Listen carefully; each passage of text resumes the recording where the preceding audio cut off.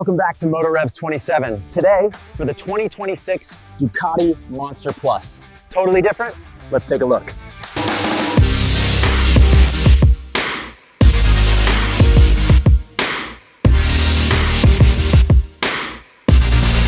The Ducati Monster has stood as one of motorcycling's purest expressions. Minimalist design, muscular performance, and unmistakable Italian attitude. But between the Monster 937 2025 and the Monster Plus 2026, Ducati didn't just update the formula. It quietly changed the philosophy. The Monster 937 marks the end of a traditional Ducati era. Powered by the 937 cubic centimeters Testastretta 11 degrees V-twin, this bike carries the brand's iconic desmodromic valve system, delivering around 111 horsepower and 93 Newton-meters of torque. Its character is raw, mechanical, and engaging. Throttle response feels direct, engine braking is pronounced, and the bike rewards confident, aggressive riding. This is a monster for purists, riders who value feel over convenience. The Monster Plus 2026, however, tells a different story. While the name remains familiar, almost everything underneath is new.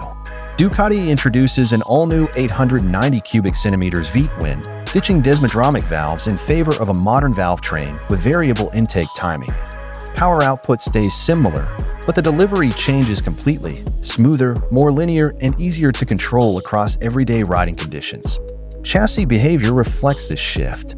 The Monster 937 feels planted and assertive, especially at speed, while the Monster Plus 2026 feels lighter, more agile, and noticeably more approachable in the city.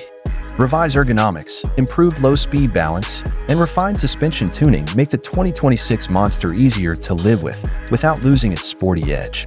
Electronics also take a leap forward.